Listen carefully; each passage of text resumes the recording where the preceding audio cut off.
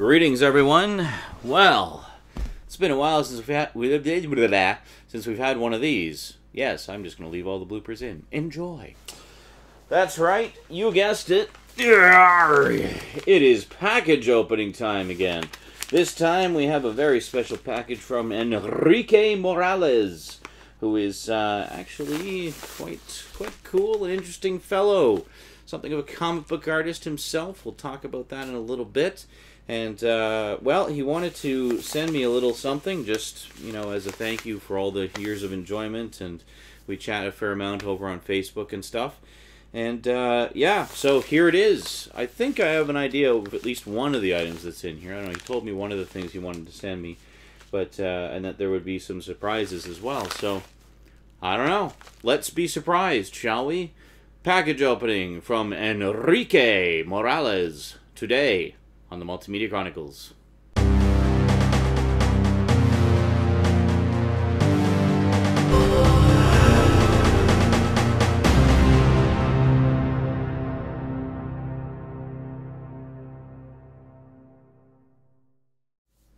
Welcome back. Yes, I like to roll my R's. Alright, let's see what we got here. Actually got this, it's arrived a little while ago. I just haven't, well, I was kind of focused on the holiday updates and obviously didn't want to interrupt those because I knew you guys wouldn't let me hear the end of it, so I waited. I waited just for you guys. Alright, here we go. Never let it be said I don't drive myself crazy with anticipation for packages sitting on my floor waiting to be opened solely for your enjoyment, so that I can finish a series or something. Alrighty. Let's see what we got here. Hold on. It's sticking to me. There we go. Wow, the package opening fingers are failing me. All I'm succeeding in doing is shredding it more and more so that I can't get to the contents. I can't really turn it around because then you'd be able to read the address. And we don't want that now, do we? All you crazy stalkers out there. Alright, let us see what we can see. Oh, there's stuff. Inside stuff. Okay, here we go. Oh, wow. Yes, this is the one. I didn't realize it was going to be a hardcover, actually. This is really snazzy. We have the first volume, the collected edition of Ultimate Spider-Man. Yeah. I vaguely recall flipping through this once when a friend had picked it up, but I've never actually sat down and read these before. And I see there's something sticking out of it. Oh my goodness, a huge letter. Okay, so let's get to that in just a moment here. With great power, there must also come great responsibility. Oh, if we take the dust jacket off there, look at that. Pure class. Just take a little flip through here. Oh, very nice.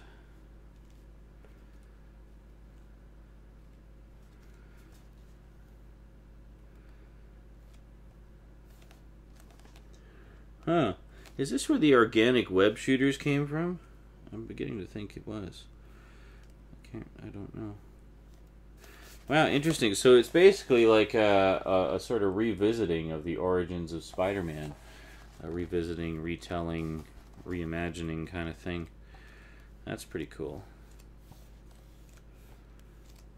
Wow. Well, I'm definitely going to enjoy checking this out. Oh, crazy. Green Goblin looks pretty menacing there. I'm assuming that's the Green Goblin. I don't know. Maybe. Whee! Sorry, I'm just enjoying flipping through it here. This actually looks fantastic. Like I'm loving the artwork in this. It looks really really amazing. Wow. Oh, there we go. Kingpin. Yeah. Very nice. Well, this is fantastic, Enrique. I'm really going to enjoy checking this out here. How many issues are actually in here? Oh, we got sketchbook as well, so it's like really a very nicely deluxe edition. That's awesome. Oh my god, no way. It even reprints the very first appearance of Spider-Man from Amazing Fantasy number 15. Look at that. That's great. So you get to see the original telling of the origin versus the retelling of the origin and reworking and such here. That is fantastic. Oh, it's actually blue. I thought it's like a really dark blue with the logo in red. I thought it was actually black, but cool. That is fantastic. Thank you very, very much, Enrique. I am really going to enjoy that a lot. It's funny because Rosie and I have actually been watching the Sam Raimi Spider-Man movies recently, so I very much had Spider-Man on the brain, so perfect timing. So let's see what we got here. The letter got a little bit squished. Let's just see what we have here. Okay. Bit of a lengthy letter here. Hope you don't mind if I read it to the folks, Enrique, and I'll tell you a little bit more about his comic book endeavors here as well. I think you'll find this really interesting. Dear Sean, how are you, and salutations. I've been a long-time fan of your videos ever since I saw your video on the first 2 DVD volumes of X-Men the Animated Series. Ah, so that's how you discovered me. I'm always interested to find out what people's first video was and what prompted them to subscribe, because everybody seems to have a different story. That's pretty cool. Thank you for the nice slipcover. It looks great and matches well with my Batman animated Blu-ray collection. Oh, that's right. Yeah, when I was selling a bunch of my slipcovers and DVDs and Blu-rays in the summer, he actually purchased, I had an extra Blu-ray cover, slipcover for Batman Under the Red Hood. So he needed that one. It was the only slipcover he was missing for his DC Universe animated collection Blu-rays, I'm gathering. So, yeah, so I helped him out there. So it was pretty cool. As I've mentioned, I've sent you an amazing gift, or should I say ultimate gift. At this time, I'd like to let you flip through the pages to check out the reprint comic included on this trade. Time to check. Oh, yes, we discovered that one already, the Amazing Fantasy there, which is quite cool. As you can see, you know why I considered keeping this for myself. I bought this for $8.99 at my local comic shop. Holy crap, that's actually an amazing price for that. I think that normally goes for like 30, 40 bucks at least. Comic Outpost in San Francisco, which is the store where I bought my first comic and started reading comics. Sadly, this book was on sale due to a store closing sale. Yeah, actually, the old comic store that I used to buy all my comics at closed down quite some time ago. So it was run by this really nice Japanese couple, husband and wife, and we all knew each other by, on a first name basis and everything, me and all my friends, and we used to get all our comics there. And but sadly, it closed a long time. It was called the Hobby Shack. I'll never forget that. Good old Hobby Shack.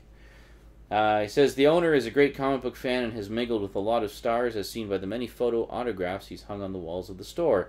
Sadly, he's been forced to close due to financial problems, but at the time of writing this, I learned the owner has sold the store to a trustworthy buyer who promises to keep the same spirit the store has maintained all these years. Also in the book are 2 pieces of paper. One is an article I'm featured in about my project, copied from my old college's newspaper, and the second is a flyer of my project with a great drawing of page 1 of my comic, along with the link to my project. Hopefully you'll have checked out the link before you edit and upload the package opening video, and hope you post the following link on your video, since I'm looking for donations and offering prizes to all who donate. Yes, there is actually a GoFundMe project. Let me tell you a little bit about it here. Oh, actually, he tells you a bit about it right here. So he's got a comic book project going on, and it's pretty cool. I've taken a look at the page, and I definitely recommend you check it out. I'll put the link in the description so you can see for yourself. Called Spectre X.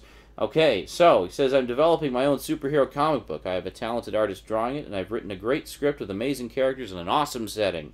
My comic book is a thank you letter to all the amazing writers and artists that have inspired me and moved me with such great comics and just drove me to create my own character and series. I'm also doing this for loyal, great comic book readers like you, since it's readers like you that have helped to keep the comics alive in this day and age. In closing, I'd like to ask you one question, or series of questions, related to the following subject. Not sure if you've already answered this, but are you a Wonder Woman fan? Did you watch the 70s TV show? I don't know that I'd call myself a Wonder Woman fan, per se. Like, I don't actively seek out Wonder Woman stuff. I have read a few of the comics from, not some of the really older ones, but I did read some of the sort of reboot comics that George Perez did in the 80s, and those ones were fantastic. Just such an amazing artist, George Perez. He's just amazing stuff. And I really enjoyed those. I've always liked the character, but it's just not a character that I've really actively sought out. As for the 70s series, however, yes, I used to watch the 70s TV series all the time. I've actually been meaning to pick up the DVDs, the DVD releases for ages. I just haven't gotten around to it. But I will definitely be picking those up at some point. I really enjoyed that show. What do you think of Snyder's pick for casting Wonder Woman in the next Batman-Superman film? I honestly don't remember. I know I saw a picture somewhere. Beyond that, I can't say. One other thing, actually, I don't know if you've seen the Wonder Woman pilot. They actually did a pilot for a proposed Wonder Woman TV series just, I don't know, a couple of years ago. It was unaired. You can find it on, the download sites and whatnot if you poke around a bit. Just look for Wonder Woman unaired pilot or something like that. And honestly, I'm glad it didn't get picked up as a series, because while the lead actress looked good in the costume and everything, they've made way too many changes to the character and her background that it just, it really didn't feel like what Wonder Woman should be. So I'm kind of glad it didn't get picked up. But check that out if you're ever curious. I don't know if you were aware of that. Says, I'm such a Wonder Woman fan. I loved Linda Carter and still do to this day, though the Snyder's choice is a little underwhelming for me. Yeah, I've heard that from a lot of people. A lot of folks aren't really thrilled. But I'm open to it, at least until I see a trailer or production photo. Only time will tell if this Justice League franchise will be on par with Marvel's Avengers. Keep believing, Enrique Morales. Happy holidays and Happy New Year. And same to you, dude. Okay, so, yes, let's just see what we got here. So, couple of things. Oh, there we go. So we can see, actually, the character of Spectre X there. This is from the, you can see this, I believe, on the GoFundMe page. So basically the big deal is that it's San Francisco's first Latino superhero comic book. Yes, so it features a Latino superhero, which is something you don't see very often, and based in San Francisco rather than being based in, New York or wherever, or LA, or where you see most comic books based. So that's pretty cool. So GoFundMe is very similar to Kickstarter. Basically, different levels of donations give you different prizes and rewards and things like that for your help. Yeah, so I'll definitely include the link in the description. Check that out. It's basically just gofundme.com/SpectreX, and yeah, take a look at it.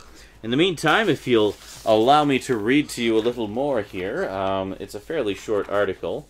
So that's Enrique himself hiding behind his creation. So here, give this a listen. SF State alumnus creates San Francisco's first superhero. The phenomenal Spectre X, a creation of SF State graduate, vigilantly watches over San Franciscans and keeps citizens safe from villains. Enrique Morales, a 2007 graduate from SF State with a bachelor's degree in drama, is the creator of the phenomenal Spectre X, San Francisco's first comic book superhero. Morales, born and raised in San Francisco, watched Batman, SpiderMan, and X-Men cartoons on television as a child, but did not pick up a comic book until 2003. The inspiration for the character came from Morales' own experience when he witnessed a man get hit and killed by a Muni train he was on. I've noticed for many years that San Francisco doesn't have its own superhero, Morales said. San Francisco is a city that has so much culture, it would look great as a comic book. That's very true, actually. The phenomenal Spectre X's story begins with Rick Alvarez, a normal 17-year-old Latino boy born and raised in San Francisco who is transformed into a superhero after he was struck by a Muni train, according to Morales. He gained the ability to fly, make himself invisible, and pass through objects. Morales wrote his first comic strip in 2005 titled Living with Robots, a commentary on human life and technology. It was published in the Express newspaper by Bay Area Artists Unite, a community art group. He was able to produce Living with Robots with help from Sterling G., a friend and graduate of California College of the Arts. G designed the artwork and lettering for Living with Robots. G is currently working with Morales on the Spectre X comic book as a letterer, arranging the text seen within the comic and adding in the speech bubbles. Morales also works with local Bay Area artist Jason Thames, who attends the Academy of Art University, to create the first 10 pages of the phenomenal Spectre X comic book, which is set to be released in 2014. For Enrique's comic, I was asked to go for a Love and Rockets art style, said Thames. Love and Rockets refers to a popular... I noticed the article says Love and Rocket. I think it was Love and Rockets, wasn't it? I don't know. Anyway, refers to a... I'm somewhat familiar with it, but I never actually read it. Refers to a popular 1980s alternative comic that provided a sleek and realistic art style, according to Morales. Today, Morales continues to receive financial support for the creation of Spectre X on his account with GoFundMe, a fundraising website. Fellow comic book readers have generated nearly a quarter of his $4,500 goal. Morales offers some advice for both artists and current students at SF State. Don't ever change who you are, Morales said. Always maintain your own sense of individuality and always maintain who you are. And there you go. The phenomenal Spectre X. Go check it out. So, once again, Enrique, thank you very, very much for this awesome, awesome compendium of the Ultimate Spider-Man. I'm definitely going to enjoy checking this out. Already liking what I'm seeing just flipping through it. I remember being really impressed by the artwork when I originally flipped through it. And always meant to check it out, but just never got around to it. Actually, I've always been kind of curious about the various Ultimate comics, because of course you may recall a little while back I saw the Ultimate Avengers double bill movie. I guess I should have put it there instead of on the floor. Then you could have looked at it while I was reading all the stuff. Oh well, whatever. I really liked the Ultimate Avengers and wanted to pick that one up. I think that one's just called The Ultimates. And Ultimate Fantastic Four is another one I've been interested in checking out because the 2006 animated series was very heavily based on that, and I really enjoyed that a lot. So, yeah, so thanks again for the book. Thanks again for the stuff about your comic book. Can't wait to check that one out. And, yeah, that's it from me to you for now. So until next time, thanks again, Enrique. Best of luck with the comic book venture. I think it's going to do phenomenally well. And I know that I'll be checking it out, and I'm sure a lot of my viewers will as well.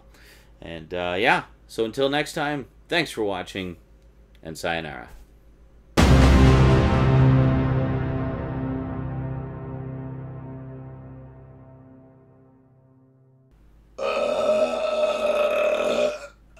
There we go. Oh, legs. My legs. My legs. I can't feel my legs.